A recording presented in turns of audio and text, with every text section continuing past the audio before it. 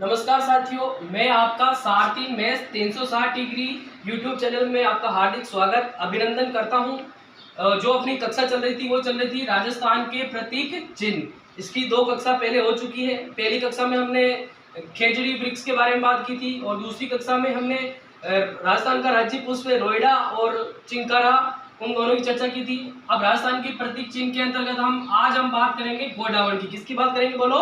गोडावण की बात करेंगे।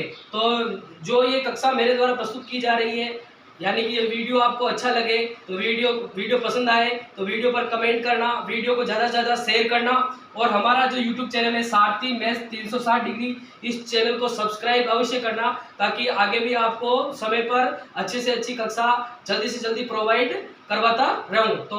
तो आइए आज की कक्षा शुरू करते हैं। क्या है आज की कक्षा में चर्चा करेंगे? गोडावण पर। किस पर चर्चा करेंगे? गोडावण पर। तो सबसे पहले किसी भी की चर्चा करते हैं उसका वैज्ञानिक नाम, उसका पर्टिकुलर नाम क्या है दुनिया में, दुनिया में उसको किस नाम से जाना जाता है, तो उसकी चर्चा करते हैं। वैज्ञानिक नाम, तो इसका वैज्ञानिक नाम है किसका? गोडावण का। बात किसकी कर रहे हैं? गोडावण की। तो इसका वैज्ञानिक नाम क्या है? क्रायोटिस नाइग्रीसेप्स। क्या नाम है? गोडावण का वैज्ञानिक नाम है क्रायोटिस नाइग्रीसेप्स। अब इसके जो ये तो इसका मुख्य नाम हो गया। अब बात करते हैं इसके उपनाम की, और इसको किस नाम से जाना जाता है? किसको? गोडावण को। बात किसकी कर रहे हैं? गोडावण की। तो बात करते हैं गोडावण के उपनाम। क्या इसको क्या कहते हैं? सोहन चिड़िया। क्या कहते हैं? सोहन चिड़िया। गुत्थन मेर क्या कहते हैं? गुत्थन मेर भी कहते हैं। इसको हुकना पक्षी भी कहते हैं। क्या कहते हैं? हुकना भी कहते हैं। ग्रेट इंडियन बस्टर्ड भी कहते हैं। क्या कहते हैं इसको? Great Indian bustard. और अजमेर में इसको क्या कहते हैं बोलो? मालमोरडी। मालमोरडी कहाँ कहते हैं इसको? अजमेर में। किसको कहते हैं? गोडावण को। ठीक है। अब ये जो गोडावण है ये अपने भारत के अंतर्गत राजस्थान राज्य आता है। तो राजस्थान राज्य का क्या है? राज्य पक्षी है। तो इसको राज्य पक्षी कब घोषित किया उसकी बात भी इस कक्षा में करते हैं। तो 1981 में। कब इसको बोलो? 1981 में इसे राजस्थान का क्या घोषित किया गया? राज्य पक्षी घोषित किया गया। तो कई बार परीक्षाओं में प्रश्न आता रहता है कि इसको राज्य पक्षी कब घोषित किया? तो 1981 में इसे राजस्थान का राज्य पक्षी घोषित किया गया। ठीक है। अब बात करते हैं डाक टिकट की। किसकी बात करते हैं? डाक टिकट। जो डाक होता है जो केंद्र सरकार के अधीन आती है। तो डाक टिकट किसके ऊपर जारी हुआ? गोडावण पर जारी हुआ। किस पे जारी हुआ? गोडावण पर। कब जारी हुआ?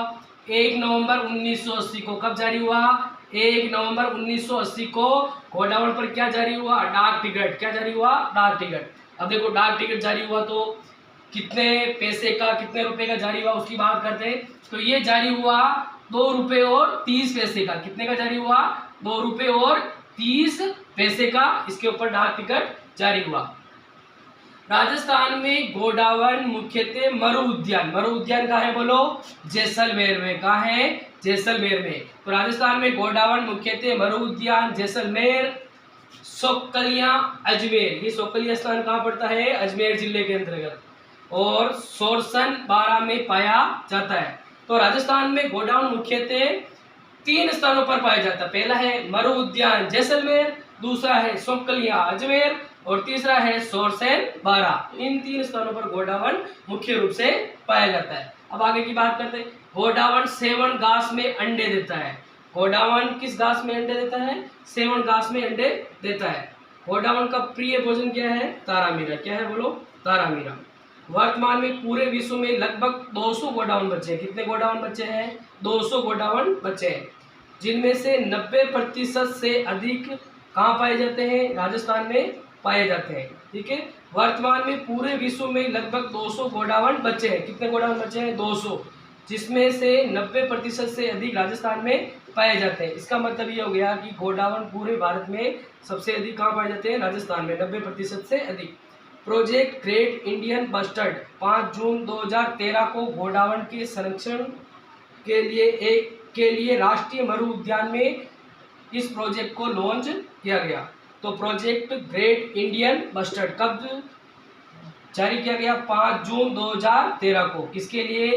गोडावण के संरक्षण के लिए राष्ट्रीय मरु उद्यान कहाँ पड़ता है? जैसलमेर में। इस प्रोजेक्ट को लॉन्च किया गया। प्रोजेक्ट बस्टर्ड लॉन्च करने वाला राजस्थान देश का पहला राज्य बना। प्रोजेक्ट बस्टर्ड जारी करने वाला राजस्थान देश का कौन सा राज्य बना? पहला राज्य बना। गोडावण की संख्या घटने का कारण, क्या कारण है गोडावण की संख्या घटने का कारण? उड़ने वाले पक्षियों में भारी है, इसलिए ज़्यादा ऊंचाई पर नहीं उड़ सकता है। इसका क्या वजन ज़्यादा होता है, इसलिए क्या ज़्यादा हाइट तक ऊंचा नहीं उड़ सकता है। उड़ते समय हाई टेंशन तार, जो बिजली के तार होते हैं हाई टेंशन तार, वे पवन चक्कियाँ, पश्चिमी राजस्थान में क्या चलती है? पवन चक्कियाँ, उनमें उलझ कर क्या हो जाता है? मर जाते हैं। दो कारण तो ये हो गए मुख्य रूप से। तीसरा कारण, मादा गोडावण, अंडे कौन देती है? मादा गोडावण देती है। एक बार में एक ही अंडा देती है। कितना अंडा देती है? एक ही अंडा देती है, और वो भी बिना घोंसले के जमीन पर अंडा देती है। देखो मादा गोडावण क्या, एक बार में एक ही अंडा देती है, और वो भी क्या देती है? बिना घोंसले के देती है, यानी कोई घोंसला नहीं देती, यानी जमीन पर देती है। कहाँ पर देती है? जमीन पर देती है। अब देखो आपको पता है कि चिड़िया वगैरह जो भी पक्षी होते हैं घोंसले में अंडे देते हैं तो क्या रहते हैं? सुरक्षित रहते हैं। अब आप समझ गए होंगे कि ये बिना घोंसले के जमीन पर अंडा दे रही है, तो अंडे कहाँ सुरक्षित रहेंगे? अंडे सुरक्षित नहीं रह पाते हैं। इस कारण से क्या कारण है नहीं सुरक्षित रहने का? जो कृषि कार्यों के दौरान, कृषि कार्य जैसे जमीन पर दे रही तो खेत की हकाई जुताई हो रही तो उस कारण से भी नष्ट हो जाते हैं। या दूसरा कारण क्या है? जंगली कुत्ता द्वारा नष्ट कर दिया जाता है।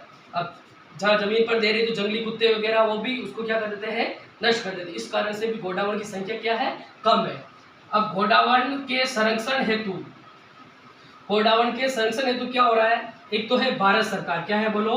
भारत सरकार, इंडियन गवर्नमेंट। एक भारतीय वन्य जीव संस्थान, ये संस्थान है भारतीय वन्य जीव संस्थान। तीसरा है राज्य सरकार, जैसे राजस्थान में कोई प्रोजेक्ट चल रहा है तो वहाँ की सरकार कैसे हो क्या हो गई? राजस्थान सरकार। ये तीनों त्रिपक्षीय करार कर रखा है। इसमें कितनी पार्टी शामिल हो गई? 1, 2 और 3। तो इन तीनों ने मिलकर त्रिपक्षीय करार किया। क्या करार किया है? त्रिपक्षीय करार। त्रिपक्षीय करार क्या होता है? बात करते हैं इसकी।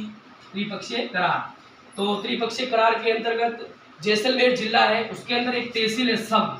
क्या तहसील है? सम तहसील है। तो जैसलमेर के सम क्षेत्र में गोडावण कृत्रिम प्रजनन सेंटर बनाया गया है। तो जैसलमेर की जो सम तहसील है वहाँ पे सम नाम का जो क्षेत्र है वहाँ पे गोडावण कृत्रिम प्रजनन सेंटर बनाया गया है। तो गोडावण का कृत्रिम तरीके से किस प्रकार प्रजनन करा के गोडावण की संख्या में वृद्धि कराई जा सके, तो ये बनाया गया सेंटर। अब है रामदेवरा। रामदेवरा में भी क्या बनाया गया? बात करते हैं। Great Indian bustard egg collection and hatching centre बनाया जा रहा है। तो रामदेवरा में भी great Indian bustard egg collection and hatching centre बनाया जा रहा है। ठीक है। इसी प्रकार सोरसन 12, इसमें क्या बनाया गया है? कैप्टिव ब्रीडिंग सेंटर की स्थापना की जाएगी। सोरसन 12 के अंदर भी जो ये अपने गोडावण की संख्या बढ़ाने के लिए एक संस्था की स्थापना की गई है, कैप्टिव ब्रीडिंग सेंटर, इसकी स्थापना की जाएगी। गोडावण प्रवासी पक्षियों की संरक्षण सूची में शामिल है। गोडावण प्रवासी पक्षियों की संरक्षण सूची में क्या है? शामिल है। कैसे? कौन सी संस्था कौन से कार्यक्रम के तहत शामिल हुआ है? बात करते हैं। संयुक्त राष्ट्र पर्यावरण कार्यक्रम के तहत, संयुक्त राष्ट्र पर्यावरण कार्यक्रम के तहत गोडावण प्रवासी पक्षियों की संरक्षण सूची में क्या हुआ है? शामिल हुआ है। अब बात करते हैं कि ये जो सम्मेलन हुआ कहाँ पर हुआ? गुजरात की राजधानी क्या है बोलो? गांधीनगर। गुजरात की राजधानी कहाँ है?